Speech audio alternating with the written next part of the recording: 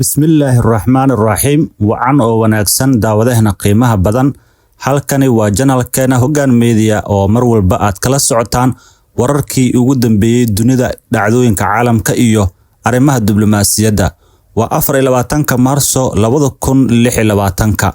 Tabinteena waxaan ku soo qaadan doonaa isla markaana aad ku daawan doontiin waxaa ka mid ah hogaamiyaha Kuuriyada Waqooyi Kim Jong-un ayaa si rasmi ah ugu tilmaamay Kuuriyada Koonfureed dalka ugu cadowtinimada badan, isagoo uga digay cawaaqib aan naxariis lahayn haddii Kuuriyada Koonfureed wax kicin ah ay samayso.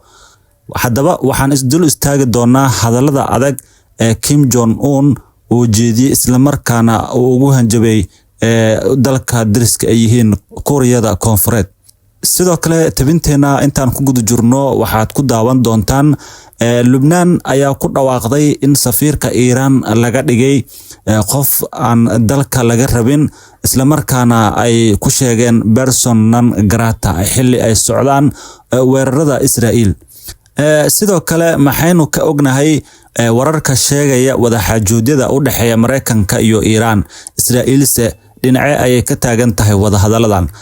Intaan ku guda jirno tabinteena ayaad ku daawan doontaan.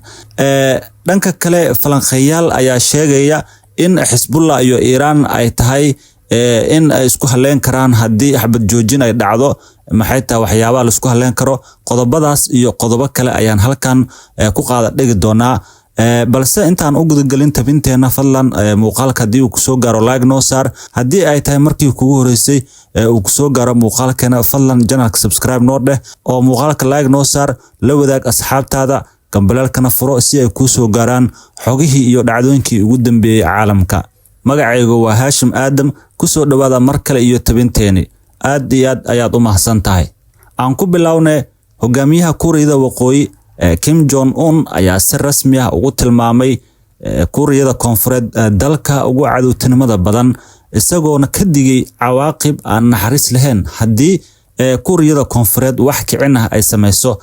Sida ay baahisay warbaahinta dowladda lagu magacaabo KCNA, hogaamiyahan mayalka adag ee Kuuriyada Waqooyi Kim Jong-un ayaa ballan qaaday in aanu dib dambe looga laaban karin, isla markaana uu xoojin doono maqaamka dalkiisa ee quwadda leh hubka nuclearka, isagoo weliba si adkeynaya mowqifkiisa adag ee uu ka qabo Kuuriyada Koonfureed, isla markaana uu ku tilmaamay dalka ugu cadowtinimada badan sida ay baahisay warbaahinta dowladda. Haddaba khudbad uu ka jeediyay baarlamaanka Pyongyang oo inta badan lagu tilmaamo golo ansixiyo go'aamada hore ee loo sii diyaariyay, ayuu Kim ku eedeeyay Mareykanka in uu ku kacay waxa ugu yeeray argagixiso dowladeed iyo gardarro caalami ah, isagoo u muuqday in uu ula jeedo dagaalka ka socda Bariga Dhexe. Wuxuuna sidoo kale sheegay in Kuuriyada Waqooyi ay qaadan doonto door ka sii xoog badan oo ku aadan iskaashi midaysan oo lagaga soo horjeedo Washington xilli ay sii kordhayaan dareenka ka dhanka ah Mareykanka. Si kastaba ha ahaatee, Kim si toos ah uma uusan magacaabin madaxweynaha Mareykanka Donald Trump, balse wuxuu sheegay in haddii cadowga uu doorto ishorimaad ama wada noolaansho nabadeed ay taasi tahay doorashadooda. Annaguna diyaar baan u nahay in aan ugu jawaabno mid kastoo ay doortaan, ayuu yiri. Hadalladiisa waxay si weyn ula jaan qaadayeen kuwii uu ka jeediyay shirkii xisbigii talada hayay ee Workers' Party bishii hore, halkaas oo si kulul ugu cambaareeyay Kuuriyada Koonfureed, balse weli albaab u furay suurtagalnimada wadahadallada uu la yeeshay madaxweyne Donald Trump. Wuxuuna ugu baaqay Washington in ay ka laabato shuruudaha in Kuuriyada Waqooyi marka hore ay iska dhigto hubkeeda nuclearka ka hor inta aan wadaxaajood la gelin. Warbaahinta dowladda ayaa sheegtay in golaha sare shacabka oo soo gabagabeeyay kalfadhigiisii 2 maalmood socday Isniintii uu meel mariyay dastuur wax laga bedelay, balse aan la shaacin waxyaabaha si gaarka ah loo bedelay. Waxaana jira filasho ah in wax ka bedelkaasi si rasmi ah ugu qoro Kuuriyada Koonfureed in ay tahay cadow joogta, isla markaana laga saaro qodobadii hore oo xusay wadajir qaran oo ka dhaxeeya labada Kuuriya. Tani waxay la jaan qaadaysaa mowqifka adag ee Kim kadib markii 2024 uu ku dhawaaqay in dalkiisu uu ka tanaasulay himiladii muddada dheereed ee ahayd midnaynta nabadeed. Falanqayaashu waxay sheegeen in cambaareynta Kim ee Kuuriyada Koonfureed ay ka turjumayso aragtidiisa in Seoul door muhiim ah ay ka qaadatay kulamadii ugu horeeyay ee dhaxmaray isaga iyo Trump sanadihii 2018 iyo 2019 aysan hadda ahayn dhexdhexaadiye wax ku ool ah, balse ay noqotay caqabad ku ah qorshihiisa inuu kordhiyo doorka iyo saameynta dalkiisa ee gobolka. Sidoo kale Kim wuxuu muujiyay xasaasiyad uu ka qabo awoodda dhaqanka ama lagu magacaabo soft power-ka ee Kuuriyada Koonfureed, isagoo bilaabay ololayaal adag oo lagu xanibayo saameynta dhaqankeeda iyo afkeeda ee gudaha Kuuriyada Waqooyi si uu u adkeeyo xukunka adag ee qoyskiisa uu hogaaminayo. Khudbadiisa dhexdeeda Kim wuxuu ku faanay horumarka degdega ah ee dalkiisu ka sameeyay hubka nuclear-ka iyo gantaalada sanadihii u dambeeyay, isagoo tilmaamay ama ku tilmaamay go'aan sax ah oo lagaga hortagayo khataraha mustaqbalka iyo waxa uu ugu yeeray hamiga gumaysiga ee awoodaha isku dayaya in ay talada dunida qabsadaan.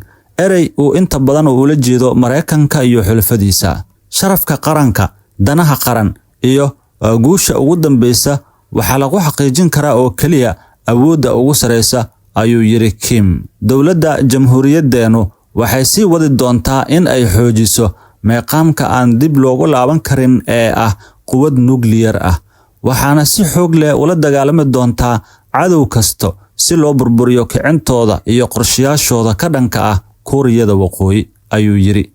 Kim ayaa joojiyay dhammaan wadahadaladii macnaha lahaa ee uu la lahaa Washington iyo Seoul tan iyo burburkii shirkii labaad ee uu la yeeshay Trump sanadkii 2019 kaas oo ku fashilmay muran la xiriira cunaqabataynta uu Mareykanka hogaaminayo ee lagu hayo Kuuriyada Waqooyi. Sanadihii ugu dambeeyay Kim wuxuu mudnaan gaar ah siiyay xiriirka uu la leeyahay Ruushka, isagoo u diray kumanaan askari iyo qalab military oo u badan si ay u taageeraan dagaalka Moscow oo ka wada Ukraine, taas oo la rumaysan yahay inuu kaga bedelanayo gargaar iyo teknoolajiyad military ah. Iyadoo la filayo in dagaalkaasi hoos u dhaco mustaqbalka dhow, falanqayaashu waxay aaminsan yihiin in Kim laga yaabo inuu isku dayayo inuu fursadaha u furo dhinaca Washington, isagoo qaadaya siyaasadda dheelitirnaanta si uu u ilaashado suurtagalnimada wadahadal mustaqbalka, ugu dambeyntiina uu helo in laga qaado cunaqabataynta Mareykanka iyo in si dadban loogu aqoonsado quwad nuclear ah. Si kastaba, khubaro qaar ayaa aaminsan in weerarada wadajirka ee Mareykanka iyo Israa'iil ay ku qaadeen Iiraan iyo dilkii hogaamiyihii hore ee ugu sareeya Tehran ay sare u qaadeen shuruudaha Kim ee ku xiran dib u bilaawista wadahadal uu la yeesho Washington. Dhanka kale, warbaahinta dowladda Kuuriyada Waqooyi ayaa sheegtay in madaxweynaha Belarus Alexander Lukashenko uu booqan doono dalkaasi casuumaad uu ka helay Kim, inkastoo aan weli la shaacinin waqtiga booqashada la filayo. Hagaag, falanqeeyaal ayaa sheegaya in Xisbullah iyo Iiraan ay tahay in ay isku haleyn karaan haddii xabad joojin ay dhacdo. 4 toddobaad ka hor, Mareykanka iyo Israa'iil ayaa si wadajir ah u weeraray Iiraan, balse falanqeeyaashu waxay aaminsan yihiin in Tehran ay hadda isa soo tarayso u kala saaridda labada dhinac. Israa'iil waxay ku socotaa jadwal u gaar ah, waxayna leedahay ujeedooyin ka duwan kuwa Mareykanka, ayuu yiri Xasan Ahmadiyan oo baraka ah jaamacadda Tehran. Waxa inta uu ku daray in Iiraan ay la yeelan karto wadahadal Mareykanka iyadoo aan khasab ahayn in Israa'iil ay ku lug yeelato, isagoo aan carabka ku adkeenin in Iiraan aysan ku kalsoonaan karin in waxa Mareykanka uu sheegayo uu ka turjumayo waxa Israa'iil ay sameyn doonto.